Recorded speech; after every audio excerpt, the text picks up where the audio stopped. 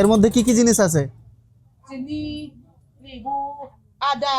আচ্ছা, চিনি, লেবু, আদা। তিনজাত। জোস, মজা আছে। তবে আমাদের এলাকার চায়ের মতো এই চা না, ডিফারেন্ট। যদিও আমি লেবু দিয়ে চা খাই না, তারপরও দিল জোর করে, বললাম খাই। এখানকার কলা কলা কত করে? চূড়া 15। জোড়া 15। ঠিক আছে, ধন্যবাদ। মিষ্টি সুন্দর মিষ্টি। হ্যাঁ, আজকে নীলগিরির পর্বে আপনাদেরকে দেখাবো এখানকার সৌন্দর্য, মানে আমাদের যেই বাংলার দার্জিলিং খ্যাত একটা জায়গা নীলগিরি। তো এই নীলগিরিতে আপনারা কিভাবে যাবেন, এখানকার সৌন্দর্য আমার কাছে কেমন লেগেছে, আর এখানকার কিছু এমন আমার এক্সপিরিয়েন্স যেটা হয়তো অনেকেই শেয়ার করে না, যেটা হয়তো আমি আপনাদের এই ভিডিওর মাধ্যমে জানাবো।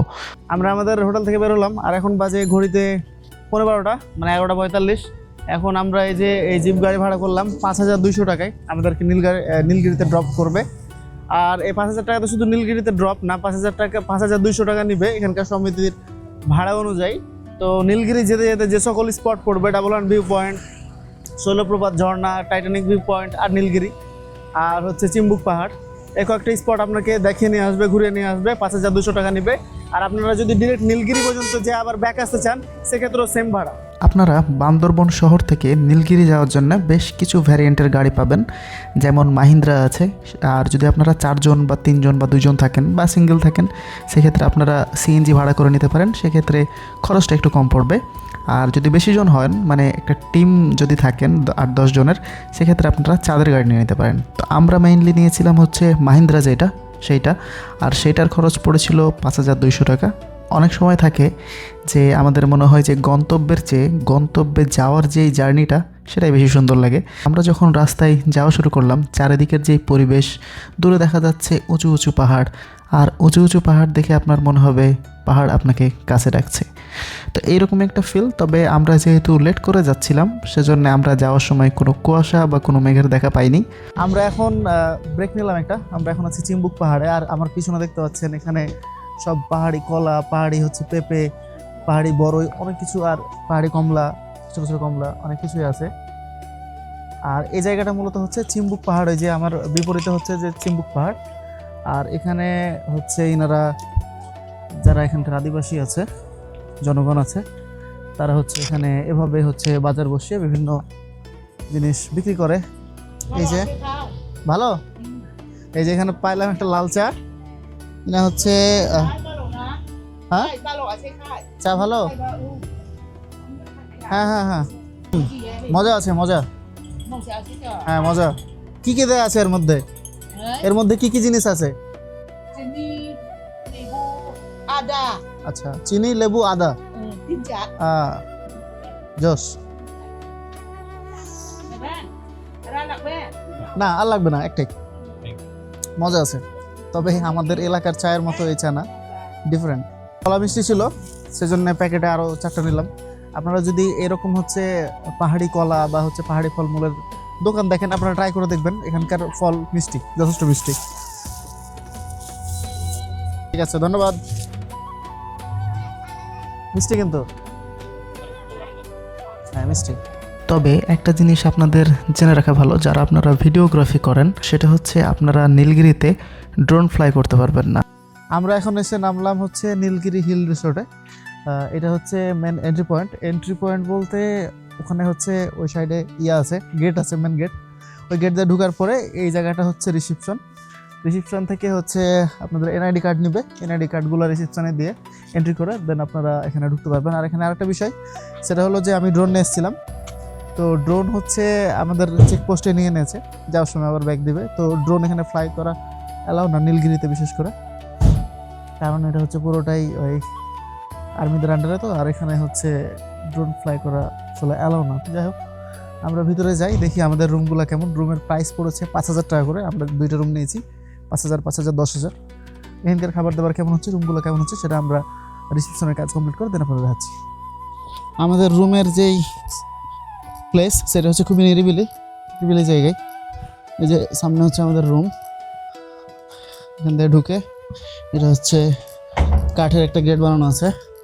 এখানে 2টা রুম আছে পাশাপাশি, একটা হচ্ছে সাঙ্গু 1, সাঙ্গু 2।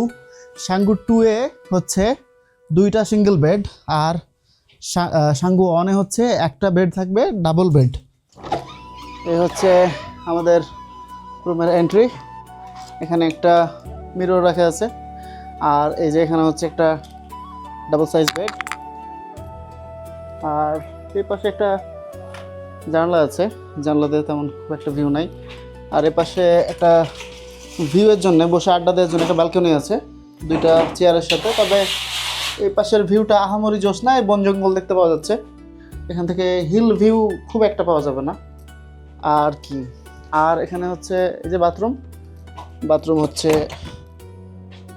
মিডিয়াম সাইজ, সাথে কমোড আছে একটা, এই তো। আর এখানে বিশেষ করে হচ্ছে নীলগিরিতে নেটওয়ার্ক ইস্যু নেটওয়ার্ক পাওয়া খুবই টাফ। পুরো রাস্তা ধরে আমাদের ফোনে নেটওয়ার্কই ছিল না, তো এই জায়গাটাতে আছে নেটওয়ার্ক।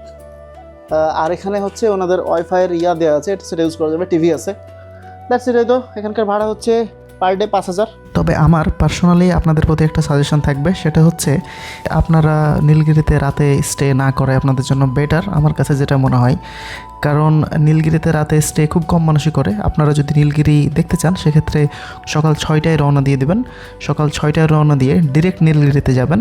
নীলগিরিতে যেয়ে সেখানে আপনারা মেঘের দেখা পাবেন। সেখানে মেঘ দেখে যখন আবার সেই দিন ব্যাক করবেন আপনারা বিকালের মধ্যে বা দুপুরের মধ্যে, তখন আপনারা আসার সময় বাকি যে স্পটগুলো আছে সেগুলোতে নেমে স্পটগুলো দেখে দেন ব্যাক করবেন।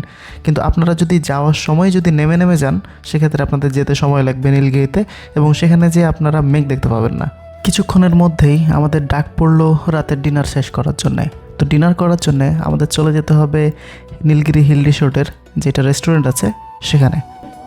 আমরা আসলাম আমাদের নীলগিরি রিসোর্টের ডাইনিংয়ে। এখানে দুটো বারবিকিউ বলেছিল। আর এগুলো ভাই কি স্যার? এটা হচ্ছে বসনিয়া রুটি। কি রুটি? বসনিয়া রুটি। আচ্ছা, হ্যাঁ ঠিক আছে। এটা মুগ ডাল না? আচ্ছা, এটা হচ্ছে মুগ ডাল, এটা হচ্ছে বসনিয়া রুটি, আর এখানে হচ্ছে বারবিকিউ। আমাদের রাত্রের আইটেমে এটাই ছিল, নিলাম।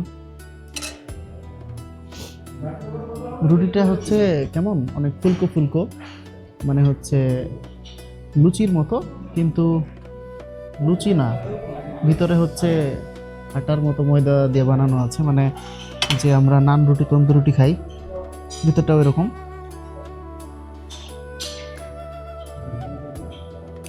টেস্টটা আলাদা, তবে রুটিটা আমার কাছে একটু মিষ্টি লাগছে।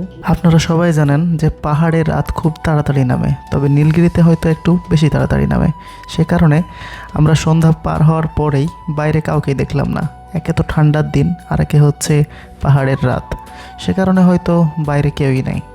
আমরা দুজনে শুধু বাইরে কিছুক্ষণ হাঁটাহাঁটি করে তারপরে চলে গেলাম আমাদের রুমে ঘুমানোর জন্য।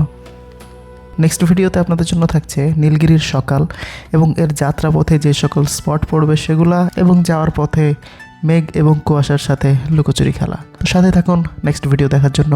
ততক্ষণ সবাই ভালো থাকবেন, সুস্থ থাকবেন। আল্লাহ হাফেজ।